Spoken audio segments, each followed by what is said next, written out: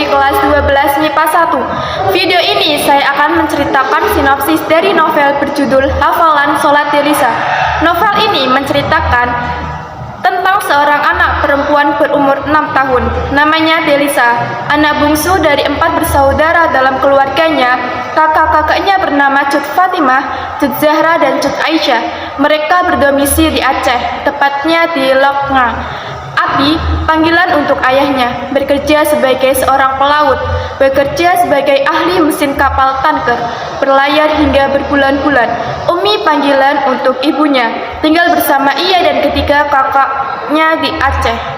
Suatu hari, Delisa mendapatkan tugas dari gurunya, Ibu Guru Nur, yakni tugas menghafal bacaan sholat. Motivasi dari Umi berjanji akan memberikan hadiah jika ia bisa menghafal bacaan sholat.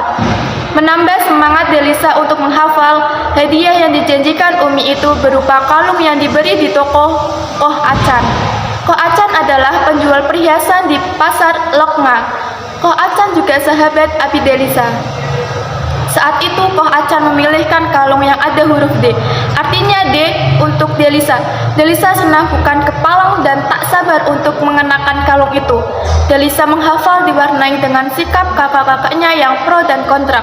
Ustadz Rahman, yang merupakan guru TPA Delisa, juga banyak mengisi hari-hari Delisa menjelang setoran hafalan sholatnya pada Ibu Guru Nur. Semangat dan usaha Delisa tak sia-sia. Ia mampu menghafal bacaan sholat. Ia bertekad harus lancar pada praktik di depan Ibu Guru Nur dan teman lainnya.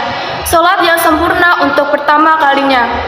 Ketika Delisa mempraktikkan hafalan sholatnya di depan kelas, gempa yang disertai tsunami melanda bumi Aceh. Seketika keadaan berubah. Ketakutan dan kecemasan menerpa setiap jiwa saat itu. Namun, Delisa tetap melanjutkan hafalan sholatnya. Sesaat akan melaksanakan sujud pertamanya, Delisa roboh dan hanyut oleh terjangan air laut yang sangat kuat. Hari itu adalah hari di mana semua perhatian tertuju pada Aceh. Korban mencapai 15.000 jiwa, mungkin bisa lebih, termasuk Umi. Dan ketiga kakak Delisa juga menjadi korban. Beruntung Delisa bisa selamat karena Ibu Guru Nur mengikat Delisa pada sebuah papan dengan kerudungnya.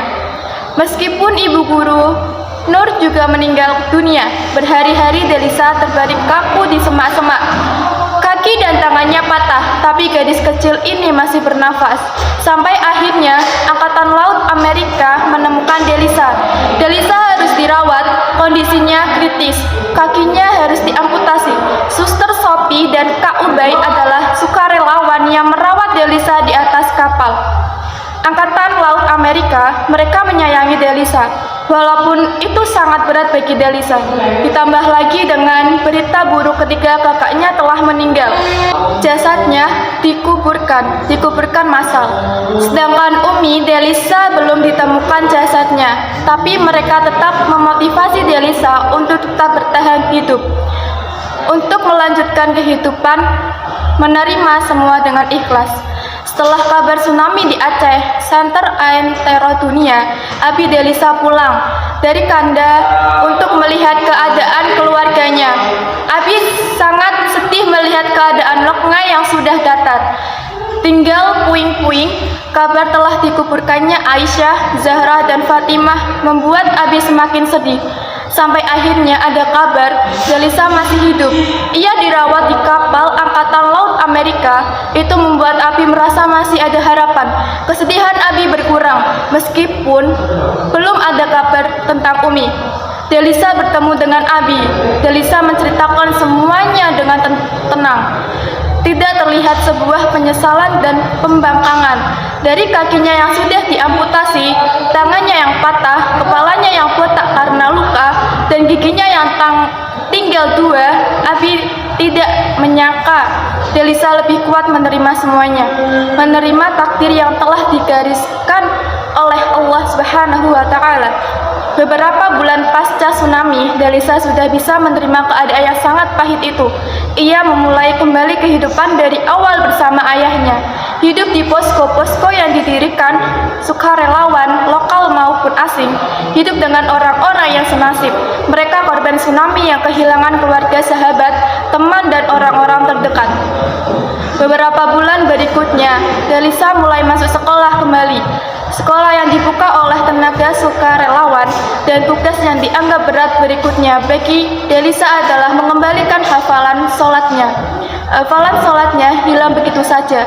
Namun, bencana yang melanda Aceh tersebut membuat Delisa lebih dewasa, lebih memahami makna ikhlas, ikhlas untuk menerima keadaan, dan yang terpenting, ikhlas untuk menghafal hafalan sholatnya. Akhir dari novel ini, Delisa mendapatkan kembali hafalan sholatnya, melanjutkan hidup untuk kehidupannya, menjalani semua dengan ikhlas. Suatu ketika, Delisa sedang mencuci tangan di tepian sungai. Delisa melihat ada pantulan cahaya matahari sore dari sebuah benda. Cahaya itu menarik perhatian Delisa untuk mendekat. Tadinya, benda itu adalah kalung yang ada huruf D. D untuk Delisa. Delisa yakin itu adalah kalung yang dibelinya di toko Koh Acan bersama Umi. Kalung untuk hadiah hafalan sholatnya. Selanjutnya yang membuat Delisa bertambah terkejut, kalung itu digenggam tangan manusia. Tangan yang sudah tinggal tulang. Itu adalah Umi Delisa. Sekian sinopsis novel yang saya ceritakan. Terima kasih. Wassalamualaikum warahmatullahi wabarakatuh.